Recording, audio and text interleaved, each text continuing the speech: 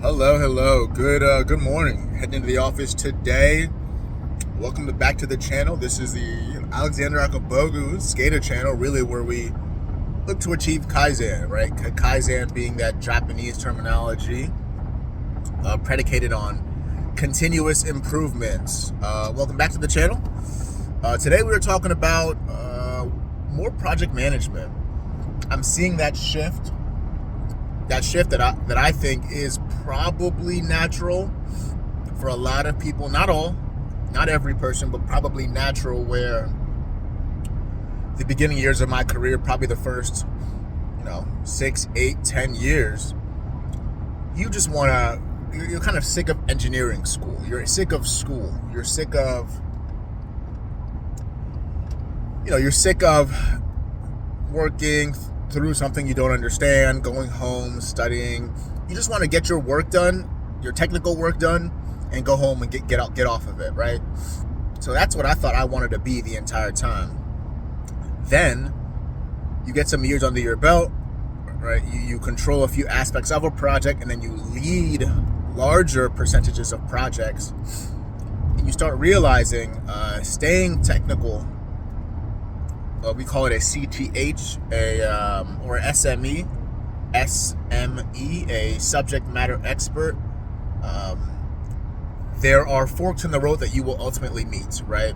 So today we're talking about, do we go the project manager route or the SME route? Which both are good. Both are really, really good. But the project manager route allows a little bit more, or managing people allows a little bit more freedom, in a sense, if you're good. So that's where I am now, right? Right now I'm at that fork in the road that I have led projects. I have understand how to build architectures for our future projects, and not only get my own work done, but make sure everybody else is getting their own work done. Specifically today, we're talking about scoping, right? We are already scoping for our 2026 projects, right? So that means, I'll give you an example. In some case, maybe at a few substations, we are planning on, or the premise for our 2026 is upgrading from our old legacy devices out in the field. So any device out there that's using a D20 old RTU or an old PLC Conatel, we're upgrading to our new standard distribution, format, with being an Orion RTU, Ethernet connection, so no serial. So you bring in a Cisco network and a router, involving IT, having dedicated ports for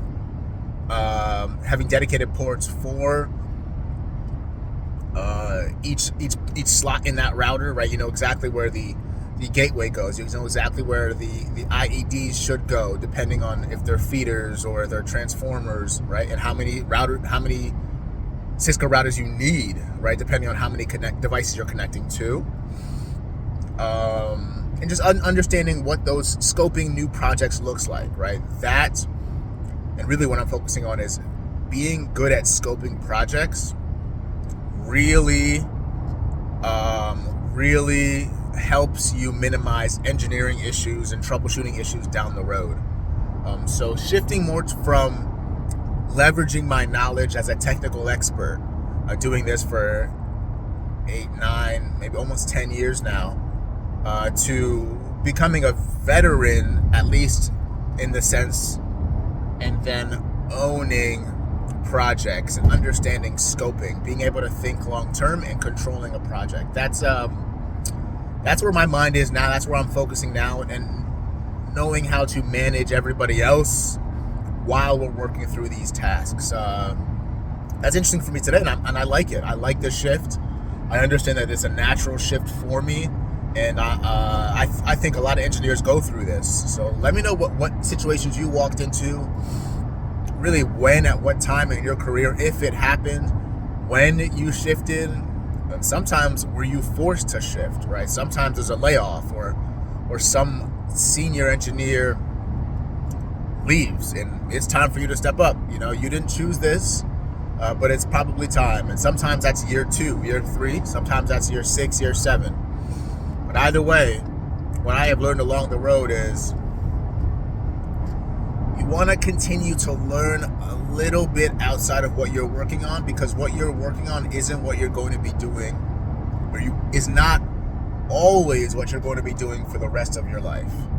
So understanding architecture of projects, in case you have to be the one running them or managing them or communicating back to engineering, design, that's an important skill set that I would advise. So please drop down in the comments, let me know when you shifted to more of a project manager role. Was that right away? Did you like it? Did you wish it was earlier or later?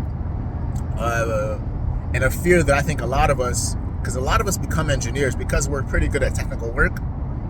But did you have a fear that I had of, if I go project manager, I'll lose all my technical skills, and then now I can only apply for project manager roles, which is not true, at all. But just let me know your thoughts on it. Really, I'm curious about what you guys have gone through, and letting you guys know what I'm going through this engineering journey. Because really the goal is to be able to consult, right? Continue to be able to consult and understand how I can help another firm or another engineering contractor, another business, complete their projects more efficiently. And the more that I know, not just technical programming, but also scoping and minimizing, on-site issues, just the better. So yeah, that's my gist today. Let me know what you guys think. If you like what you hear in this video, or you resonated with you, drop me a like, man. Drop me a like. Drop me a comment. I got videos coming to you. The goal is every single day.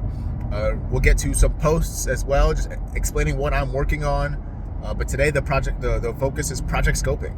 Project scoping for 2026. For the future, understanding how to find issues early on in the design, or get involved early on in the design to minimize issues in the field later. Over and out.